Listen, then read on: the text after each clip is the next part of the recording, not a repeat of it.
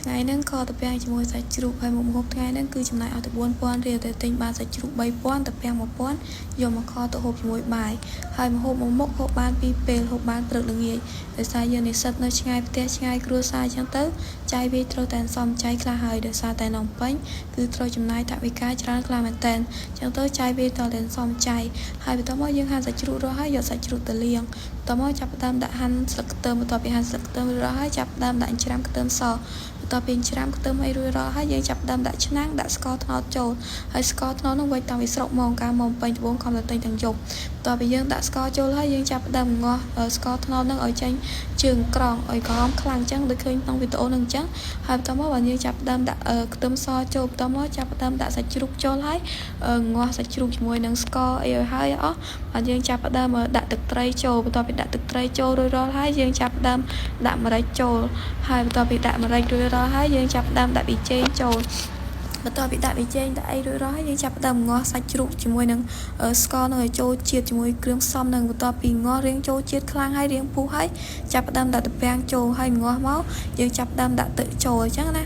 ហើយបន្ទាប់មកយើងបិទការុបអីសិនហើយចាំឲ្យស្ទុះឲ្យពុះសិនហើយបន្ទាប់មកគឺខរបស់យើងគឺបានពុះហើយអ្នកទាំងអស់គ្នាគឺនេះគឺ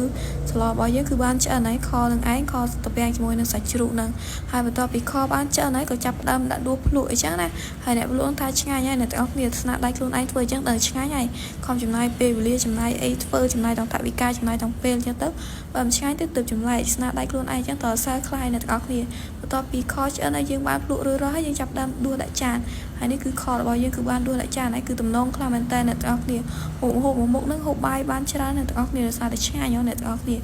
ហើយមិនចេះតែបញ្ចូលទេគឺឆ្ងាញ់មែនខថ្ងៃហ្នឹងគឺឆ្ងាញ់ហើយយើងដួសលើកហ្នឹងតិចកពុកបាត់ខានហូបបាយទៅដោយសារឃើញតំណងពេកអញ្ចឹងទៅដាក់កន្លែងទៅរៀងយូរតិចអ្នកទាំងអស់គ្នាគឺ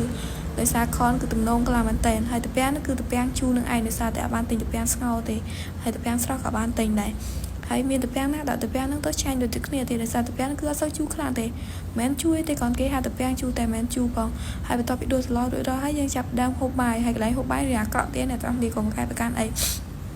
ហើយយើងត្រូវចាប់ដើមហូបបាយហូបអីហើយចាប់បានលាងចានលាងអីបន្តិចមេរៀនប្រវត្តិវិទ្យាដោយសារតែស្អែកហ្នឹងប៉ះថ្ងៃពុធហ្នឹងហើយប្រវត្តិវិទ្យាប្រឡងអញ្ចឹងទៅចាប់បានហូបបាយគឺហូបបាយគឺឆ្ងាញ់ជាងរកដល់អ្នកទាំងគ្នាដោយសារតែថ្ងៃនេះគឺបានខស្លោឆ្ងាញ់អ្នកទាំងគ្នាហើយវីដេអូនេះខ្ញុំគឺអត់មានអីច្រើនទេអ្នកទាំងអស់គ្នាគឺមានតែប៉ុណ្្នឹងទេបើសិនជាអ្នកទាំងអស់គ្នាចូលចិត្តវីដេអូនេះខ្ញុំកុំភ្លេចជួយចុច like follow page TikTok នេះខ្ញុំអ្នកមួយផងដើម្បីទទួលបានវីដេអូថ្មីៗជាច្រើនទៀតអញ្ចឹងណាហើយក៏អរគុណច្រើនអ្នកទាំងអស់គ្នាដែលបានទស្សនាវីដេអូនេះខ្ញុំតាំងពីដើមរហូតដល់ចប់អញ្ចឹងណាអត់មានពីអីច្រើនទេមានតែប៉ុណ្្នឹងទេអ្នកទាំងអស់គ្នាអរគុណច្រើនជម្រាបលាជួបគ្នានៅវីដេអូក្រោយ